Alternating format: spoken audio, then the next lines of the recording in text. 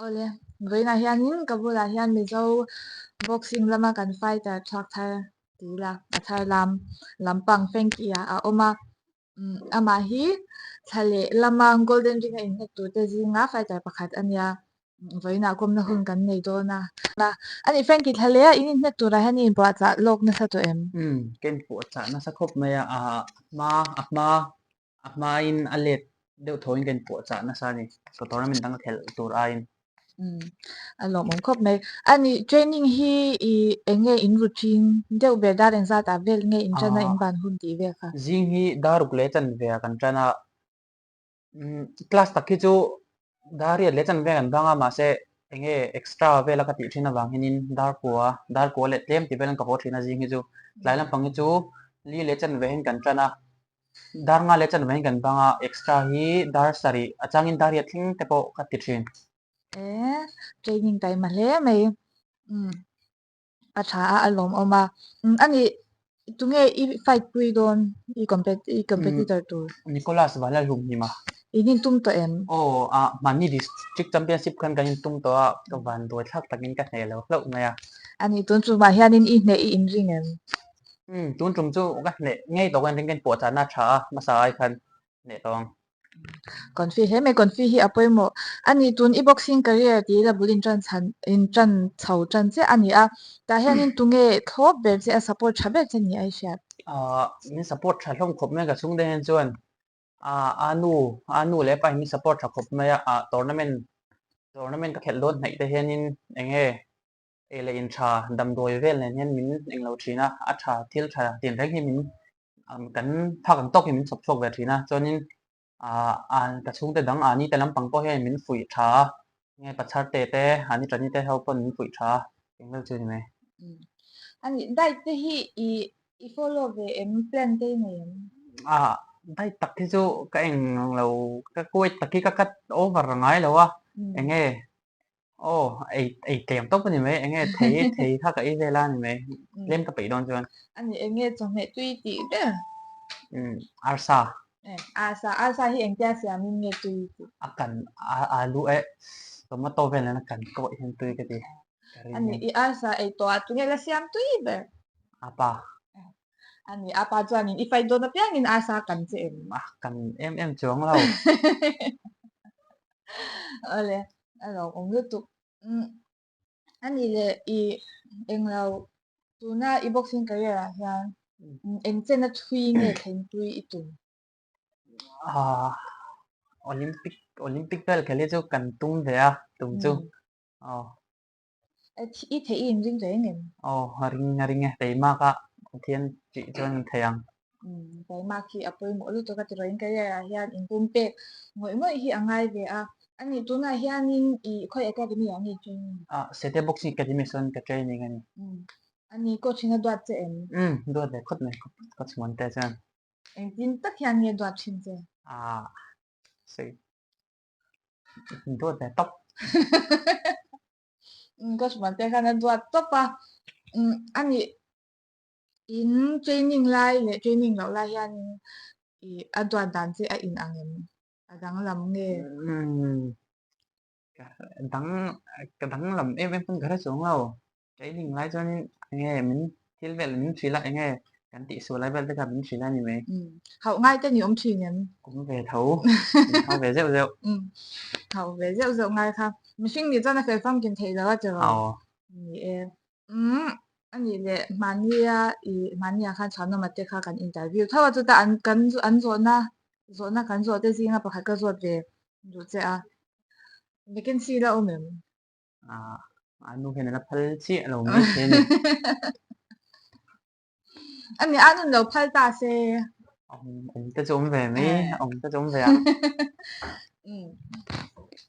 Frankie du deuh kha chuanin anu kha biak that kha ngai dawn ni chumo ani le I medal emaw trophy vel an eng nge I lo dawn toi achievement ho I soi mai the soi the ka boxing hi ka lati na hi la rai vak lo wa ni kum masa khanin ka sia state championship ka tel na masa ber ani heavyweight ta hian ta chuanin state championship khan gold cup muwa chuanin Aizol club in tih siakna khanin gold ka hmu bawk a chuanin mani inter district khanin bronze ka hmu a chu zawng chu ni mai dong hem pe to he mai boxing career la dei lo ngai to in zero long oma also mania thu kan don danin Nicolas khan kan nei le nge yang kan nok kau tang ati che a an ti a chu chiang an ni nge ni lo chu ka so chan lo enge ngai dan kha chu ring chunga kan hmu mai nga kum lama hen chuanin ke ai chuan au pangai mai ma se boxing lama hen chuanin ke ai ga au pat em big na ka helawa ring chunga kan len don ya chadon du to i zau zan mo zau zan na kha kha tia kon fi kha cha i ani le i ama in lo in nek to te emo ama a fai dan te enin ti khanin khami ya i counter dan te emo chang ve khanin in en chin en ve thina kan zir chiang ve thina tum tum kan zir chiang men sak khop mai nek tur hi em chuanin hu phur na te o mem hu phur na em chu kan nei lem lo kan nek tur thôi chu kama chon ve top mai zela phur na hi om ngai lo cha alo kan hu phur hi chuanin mani tum ang phak lo te hi ola tere khatia kon fi de ba mani in jin tok ta ka han ti ve top te hi thatna lai chen te a oma ole ani tuna kan mi zo boxing fighter nei te zi nga hianin I weight pu ya tu nge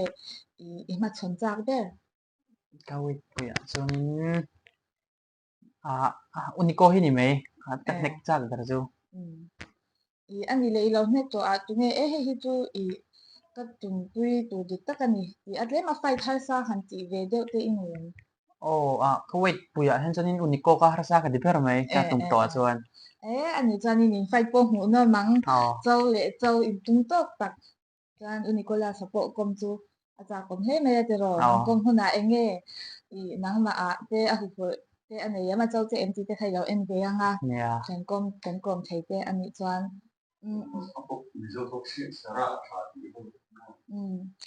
ani chuanin mizo boxer a hianin tu nge I ngai san de mizo boxer a chuanin udin sang lalin sang hi ka ngai sang ber ani mizo boxer ni lo work like a hianin an in nek dan emo an footwork te mo khatiang ang vel I ti hianin ti ve chin la hi kan zir ve te ang ti te in ne boxer to sim sima boxer a hen chuanin usik hi ka duwa chuanin footwork velan chuanin loma chen ko hi chuan khat nang mani nin training na an mani ti dan an style te emo kami an mani training regime I an ti dan pakhat te zhan zir te in nei ve thin academy tak hen chu tinga kan em chu ko he bok lunga ma se ma ni hianin ka nge kan englo ve deuh thina ni mai kan zero ve thin mani kan zero ve thina an fight in ena chuan chakop me ti khan self improvement te a om te anga te ro nia ani in fight zo a enge ti ang han in tum tak tak ula lo chak ta ang ni la enge ti tum te ne trâu ni mai chung kwa in chen ei khom do ni hay không chung kwa che khom kha ngai lom huk kha ngai te ro chak chuan zo tu dang em te ala unen ole I boxing career hi eng ti kuma changin nge I chana eng tin nge bul I chan ta ka kha I sei thein boxing ka tan na tak chu sang ni som ni pathum September thla khanin ka zir tana sete boxing academy sonin kakal tana tum thleng kala chuanin boxing ka tui dana tak hi chu kanau nen hianin enge lukham vel hen kai nek ve thina ta rang chuanin ka tui chawanu te hi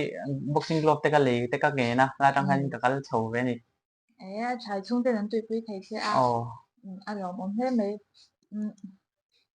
ani chuan inang le na in nek chin chuan tu nge chak thin u zok ka ne ka chak ve mai ne ini vel chak de na sa thin ang a to nia vel chak na sa thin khop mai ani wak te twar ve thi nen ya in han in vel te chuan vok tak chu vongai lem lo ka chung te hian kanau sen lai te ti ve lo han chuan mi vongai lai lem lo ani han in fiam chawa han in ti travel deuh nok nok kha chu nga nga te ro mi pa le mi pa nia unau in wal khat deuh kanin rual bok siao tak mun khop mai i travel deuh deuh lo ngo nang po hi tak tak em lo min se chang hen nge na ve de ona ka nga ka chu om lo thei lo ku tho an de lo hi chuan in han se mai hi ola anau chok tan hi chuan mo te ro ani nang i se le de mak thin ani kha tiang a kan ka se om kala sa ho ale ani i tuna hianin i kalau chu tok tenga personal i ti de mai the kumin san ni ni kha som paruk oga sain som pasari ka pumang leno pang he me boxing career in start ma a e ka le sel na tura po du sakna kan hlan te a mo tu na in fight a po hianin chak ngei la kan ti an jing khanin in fighter du kha kan por kan bok ma in jin sang a itia jin sang a hi mi zo fighter a enge ina isan na chan lai be ka du na chu a cheranga a them thiama a pu tu ka tha chonin a mental hi ka du tel bok ani mental hi tha ka di acha along om lu tu ani i boxer din sang a khum ngei tu min i boxer du din sang a khum ngei tu min ti khan ma ila je langa te ro yeah ma hun lo ka je tu ra poi ka ya te po du sang na kan han se a thale in fight tu ra po chak ngei tu rin du sang na kan han ta lo om lu tu ve na hun thol min te a ka lo me ke bo le